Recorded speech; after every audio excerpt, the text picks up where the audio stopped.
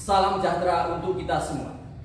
Perkenalkan, nama saya Ayoyo Ari Wihandoyo SAG, guru agama Katolik dan Budi Pekerti di SMA Negeri 1 Kota Gajah, Lampung Tengah. Sekaligus mahasiswa PPG Pendidikan Agama Katolik STPK tahun 2025, LPTK STPK Santo Fransiskus Assisi Semarang, batch 1. Pada hari ini saya akan melaksanakan uji kinerja praktek pembelajaran di SMA Negeri 1 Kota Gajah, Lampung Tengah. Praktek pembelajaran ini saya laksanakan di kelas 11 semester genap atau semester 2 dengan materi mengembangkan budaya kasih. Selamat menyaksikan, Tuhan memberkati. Bapak akan mengabsen kalian. Dari yang pertama, nanti silahkan kalian menjawab. Hadir.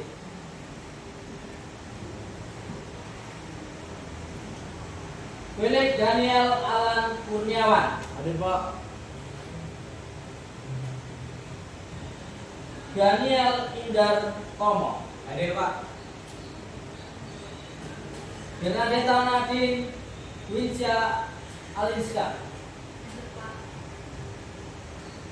Maria Serin Natasha. Julius Arif Widiantoro. Hadir, Pak. Lucia Dewi. Kasih itu sahabat, tidak suka marah-marah. Sayang kepada teman, seperti kasih Yesus yang sukacita. Kasih sukacita, damai sejahtera, kesabaran, kemurahan, kebaikan, kesetiaan, kelemah lembutan, dan penguasaan diri. Kasih sukacita, damai sejahtera, kesabaran, kemurahan, kebaikan, kesetiaan, kelemah lembutan, dan penguasaan diri. Dan penguasaan diri. Dan penguasaan diri. Haleluya. Haleluya. Silakan dulu.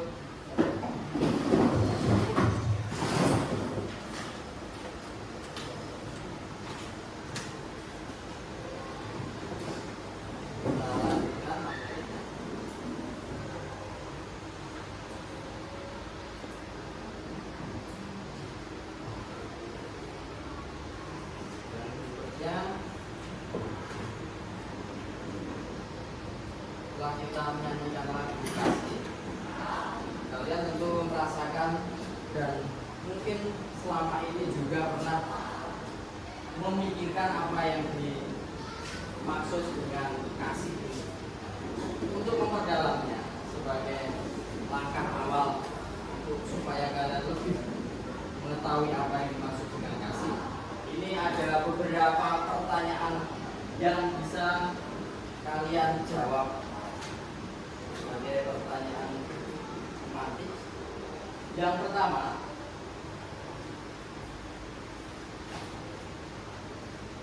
apakah kalian memiliki kasih? Kan memiliki kasih? Ya, ya. Nah, apakah itu budaya kasih? Ada yang tahu? Budaya kasih itu apa? Oh, silakan. Kasih adalah kebiasaan saling menghargai dan peduli terhadap sesama, diri sendiri, Tuhan dan lingkungan. Contohnya itu kepada orang lain, serta dalam kegiatan gotong royong dan menghargai pendapat orang lain. Baik, terima kasih. Sudah juga jawab. Si ceria ya, maaf ceria.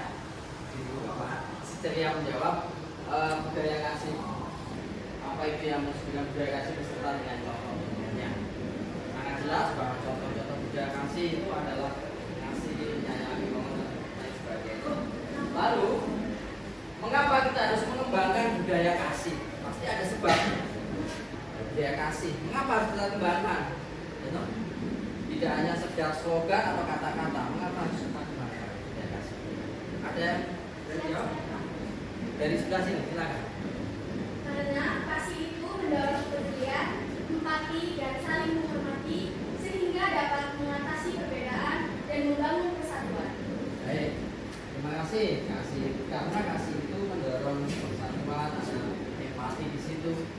Tiga, harus kembangkan satu dengan yang lain, antara manusia satu dengan yang lain itu harus saling mengasihi. Kalau tidak ada rasa saling mengasihi, dunia ini pasti tidak akan terasa nyaman. Oleh karena itu, kasih itu harus dikembangkan, harus dikeluarkan kepada yang lain. Tidak hanya diri kita, tidak hanya untuk keluarga kita, tetapi juga untuk sesama yang lain. Baik, terima kasih. Nah, untuk yang pertama, kalian coba temukan macam-macam konflik dan kekerasan. Konflik dan kekerasan yang Vanessa dan Angel membuli Lucy, yaitu mereka menganggap bahwa Lucy ini berbeda level dengan mereka. Mereka membuli Lucy dengan perkataan kasar dan merendahkan, bahwa Lucy itu merupakan orang yang jelek dan miskin katanya. ya. Baik, kita kasih plus untuk pertanyaan yang ketiga. Kelompok mana? Tiga, serius silakan.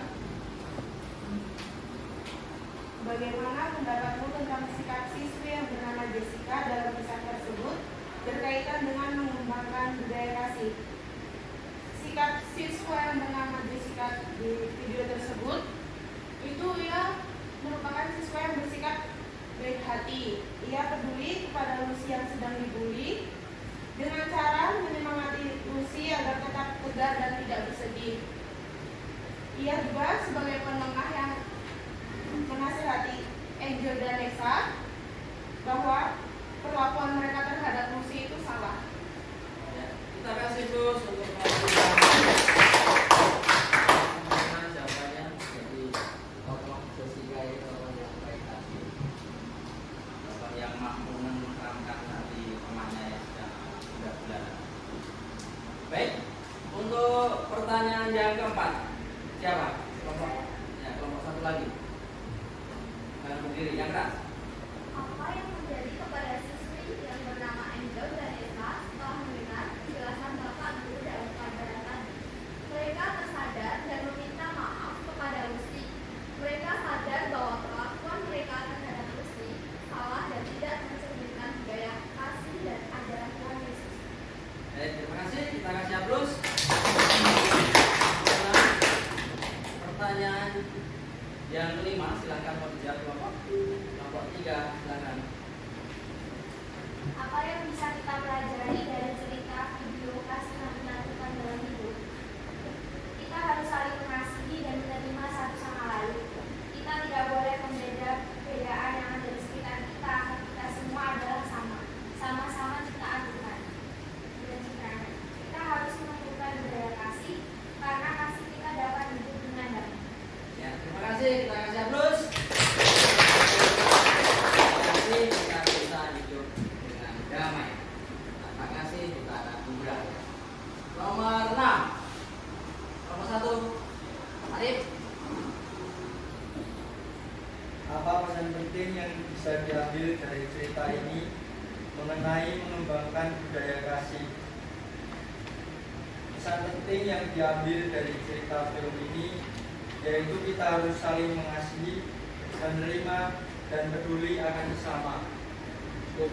Ya, kita kasih aplaus. Peduli dengan sesama kita. Lalu, mengapa kok kita harus selalu bersikap kasih ya? Kita ulas bersama. Berusaha baik kepada semua orang, lebih mencintai dan merawat lingkungan. Kita ubah semua orang untuk bisa berkumpul bersama, bukan untuk membahas keburukan orang lain, tetapi untuk kebaikan dan perdamaian. Pak bertanya, siapa yang suka dalam bahasa pergaulan itu apa? Gibah ya. Apa ya? Ngerasani dalam bahasa Jawa kan itu ya. Gibah. Siapa? Nah, ketika itu yang terjadi, maka akan terjadi namanya apa? Rasa untuk saling curiga, negatif thinking, ya kan? Karena yang kita bicarakan itu keburukan atau kejelekan. Nah, berawal dari situ konflik dan perasaan. yang kita bahas adalah kebaikan dan keburukan. Yang kedua, membahas keburukan orang lain ini akan berdampak rusaknya perdamaian dan hanya akan membawa penyesalan. Kalau kamu sudah masuk ke ranah ini membahas keburukan orang lain karena ada rasa jengkel, maka yang terjadi adalah rusaknya perdamaian dan akan membawa penyesalan. Yang ketiga, Yesus bukan saja mengajak kita untuk tidak menggunakan kekerasan. Yesus itu tidak hanya mengajak kita untuk tidak menggunakan kekerasan dalam menghadapi musuh, tetapi juga mencintai musuh-musuh dengan tulus. Yesus mengajak kita untuk mengembangkan budaya kasih dengan mencintai sesama, bahkan mencintai musuh. Totalitas.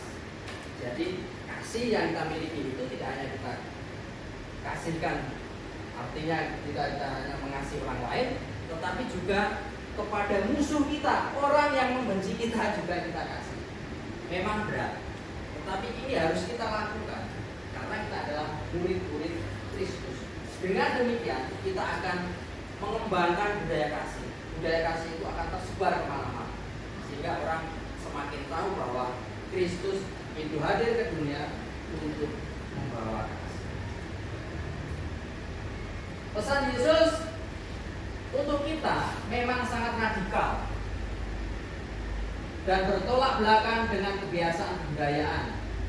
Kalau di kitab suci itu ada ya, mata ganti mata, gigi ganti gigi. Ini sedang berlaku di kitab suci itu ada. Kasih Kristiani tidak terbatas lingkungan. Kasihmu itu tidak hanya terbatas lingkungan ya. Misalnya keluarga, hubungan darah, kemudian kekerabatan, suku, tidak terbatas pada hubungan daerah, ideologi, agama. Kasih Kristiani menjangkau semua orang sampai kepada musuh-musuh kita. Kasih itu universal. Contohnya begini. Dasar kasih Kristiani adalah keyakinan dan kepercayaan bahwa semua orang adalah putra dan putri Allah.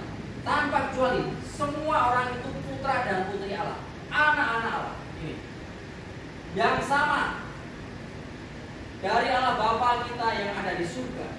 Dengan menghayati cinta yang demikian, cinta Bapa di surga memberi terang matahari misalnya, curah hujan misalnya, kepada siapa? Tidak hanya kepada kalian yang baik, tetapi juga kepada orang yang jahat atau musuh-musuh kalian. Jadi Tuhan itu kasihnya itu tidak membedakan. Nah, maka kasih kita juga harus seperti itu, kasih yang universal. Lebih lagi kita juga mengasihi musuh-musuh. Mengembangkan budaya kasih untuk melawan budaya kekerasan. Jadi ada PS dilawan ya. Ini budaya kekerasan harus dilawan dengan budaya kasih. Jangan lagi kekerasan dilawan dengan budaya kekerasan. Jadinya ini mata ganti mata, gigi ganti. Maka kehancuran ya.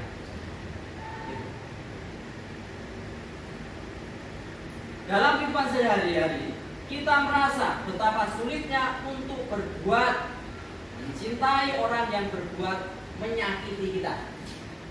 Namun dengan kasih kita dapat berbuat baik dengan siapapun, termasuk terhadap orang yang memusuhi kita. Ini antara lain karena keimanan kita kepada Kristus dan Juru Selamat kita.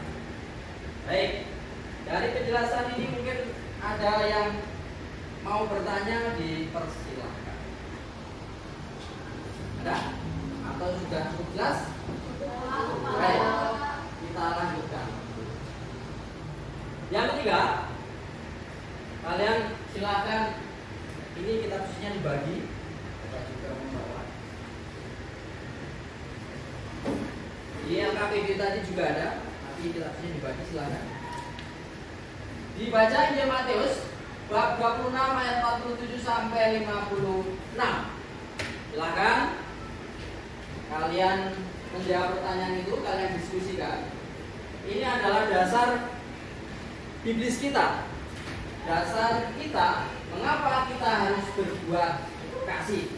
Silakan baca dulu, dibaca bergantian antara kelompok 1 dan kelompok 3. Nanti yang kelompok 2 ada tugas yang lain. Kelompok 1 dengan kelompok 2, silahkan dibuka. Kalau sudah dapat, silahkan dibaca bergantian. Injil Matius bab 26 ayat 47 sampai dengan 56.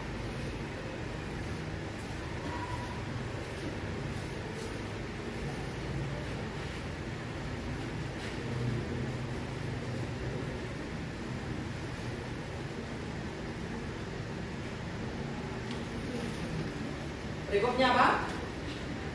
Yesus ditangkap. Baik, silakan dibaca dari kelompok 1. Marilah kita bersama-sama mendengarkan Injil Tuhan kita Yesus Kristus menurut Santo Matius. Silakan.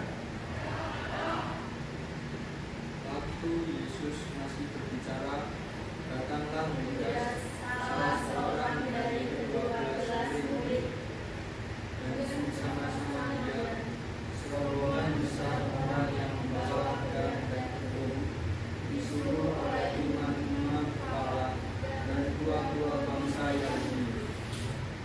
Orang yang menyerahkan dia telah memberikan tanda ini kepada mereka. Orang yang akan kucium, itulah dia. Tangkaplah dia. Dan segera dia mendapatkan Yesus dan berkata, "Salam Rabi," lalu mencium dia. Tetapi Yesus berkata kepadanya, Yang bocor kabeh. Memikirkan itu sebagai langkah pendalaman dari film tadi. Ada 6 soal yang bisa kalian jawab. Bapak akan membagikan LKPD. Nanti silakan kalian jawab. LKPD ini ada 2. Yang pertama LKPD berkaitan dengan film yang sudah kalian tonton. Lalu nanti yang kedua ada LKPD berkaitan dengan bagaimana kita sebagai orang Katolik meneladani dari Yesus Kristus. Jadi ada dasar imannya, mengapa kita harus mengembangkan budaya kasih dalam peristiwa itu. Silakan kalian tulis dalam kelompok, didiskusikan supaya apa yang menjadi pertanyaan dari pendalaman ini. Sama-sama mendengarkan Injil Tuhan kita Yesus Kristus menurut Santo Matius. "Dimuliakanlah Tuhan." waktu Yesus masih berbicara, Datanglah Yudas, salah seorang dari ke-12 murid itu, dan bersama-sama dia serombongan besar orang yang membawa pedang dan bukti, disuruh oleh imam-imam kepala dan tua-tua bangsa Yahudi. Orang yang menyerahkan dia telah memberitahukan tanda ini kepada mereka. Orang yang akan kucium, itulah dia. Tangkaplah dia. Dan segera ia maju mendapatkan Yesus dan berkata, "Salam Rabi," lalu mencium dia. Tetapi Yesus berkata kepadanya, "Hai teman, untuk itukah engkau datang?"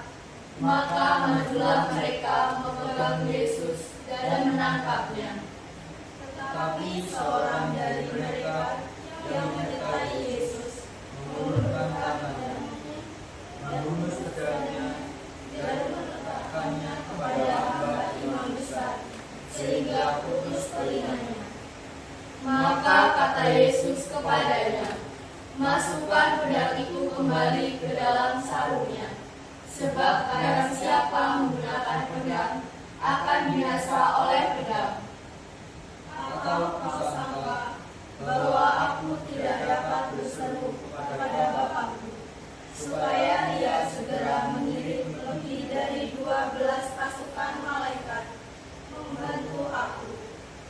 Jika begitu, bagaimanakah akan digenapi yang tertulis dalam kitab suci yang mengatakan bahwa harus terjadi demikian? Pada saat itu, Yesus berkata kepada orang banyak, "Samamu, aku ini punyamu." Maka kamu datang lengkap dengan pedang dan dengan untuk menangkap aku. Padahal tiap-tiap hari aku duduk mengajar di bait Allah, dan kamu tidak menangkap aku. Akan tetapi semua ini terjadi supaya genap yang ada tertulis dalam kitab nabi-nabi. Lalu semua murid itu meninggalkan dia dan melarikan diri. Demikianlah sabda Tuhan. Syukur kepada Allah. Baik, setelah kalian membaca Injil tadi, kalian baca bergantian. Ada 5 pertanyaan penuntun yang akan dibawa kita kepada sebuah pemahaman yang lebih, karena ini adalah dasar dari pembelajaran kita, yaitu bagaimana Yesus menghadapi peristiwa yang sangat ngeri menurut Bapak, karena pada saat itu Yesus ditangkap oleh orang-orang yang pada waktu itu sekongkol yang sekongkol oleh Judas Iskariot. Pertanyaan yang pertama, silakan nanti masih dalam kelompok, kemudian nanti silakan kalian maju ke depan untuk mempresentasikan hasil dari jawaban yang kalian kerjakan itu. Silakan kalian kerjakan.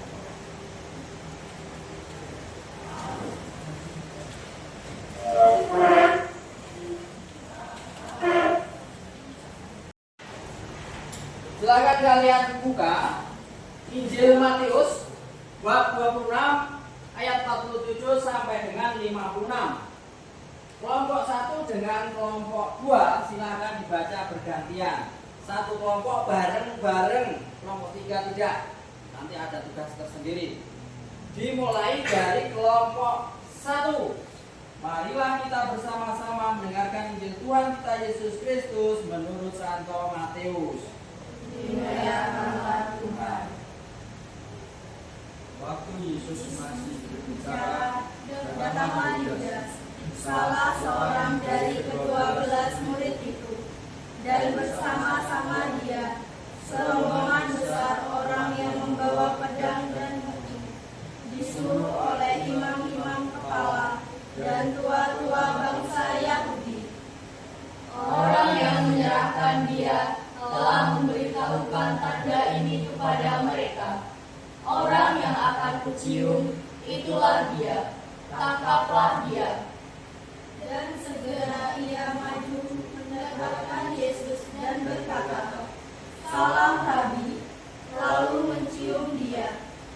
Tetapi Yesus berkata kepadanya, "Hai teman, untuk itukah engkau datang?" Maka majulah mereka memegang Yesus dan menangkapnya. Tetapi seorang dari mereka yang menyertai Yesus mengulurkan tangannya, menghunus pedangnya, dan meletakkannya kepada hamba imam besar, sehingga putus telinganya. Maka kata Yesus kepadanya, "Masukkan pedang itu kembali ke dalam sarungnya. Sebab barang siapa menggunakan pedang akan binasa oleh pedang. Atau kau sangka bahwa aku tidak dapat berseru kepada Bapakku, supaya ia segera mengirim lebih dari 12 pasukan malaikat membantu aku? Jika begitu, bagaimanakah akan digenapi yang tertulis dalam kitab suci yang mengatakan bahwa harus terjadi demikian?" Pada saat itu, Yesus berkata kepada orang banyak, "Samamu, aku ini punyamu." Maka kamu datang lengkap dengan pedang dan dengan untuk menangkap aku. Padahal tiap-tiap hari aku duduk mengajar di bait Allah, dan kamu tidak menangkap aku.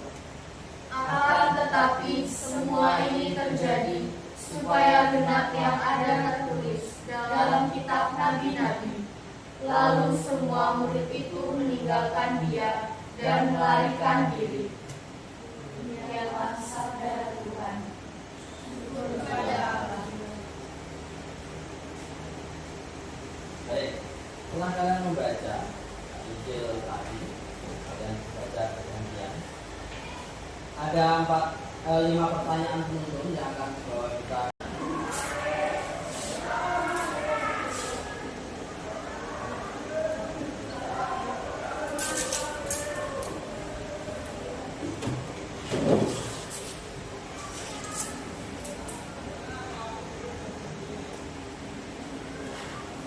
Baik, ini ada hasil karya kalian dari kelompoknya Lucy.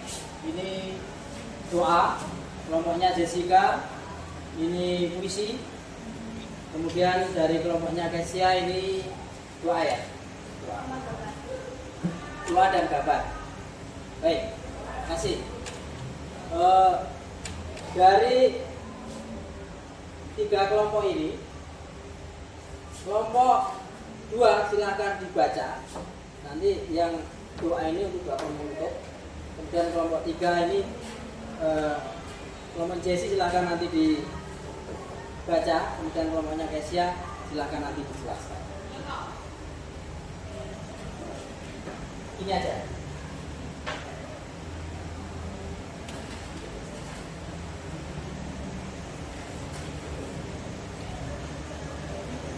Ya, baca keras. Kasih tumbuh dari roh Tuhan, menyatu dalam setiap insan, tak memandang rupa dan nama. Semua saudara, semua sama. Bersama kita saling memberi, bukan karena harus, tetapi rela dengan hati. Dalam senyum, dalam uluran tangan, hadir kasih, hadir harapan. Mari kita bangun dunia berseri dengan kasih yang murni dan suci. Sebab di sanalah Allah tinggal dalam kasih yang kekal. Terima kasih, Bos.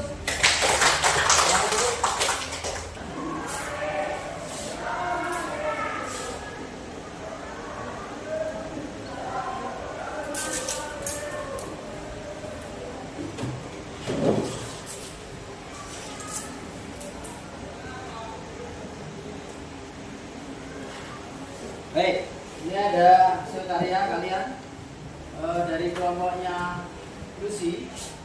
Ini doanya dibacakan.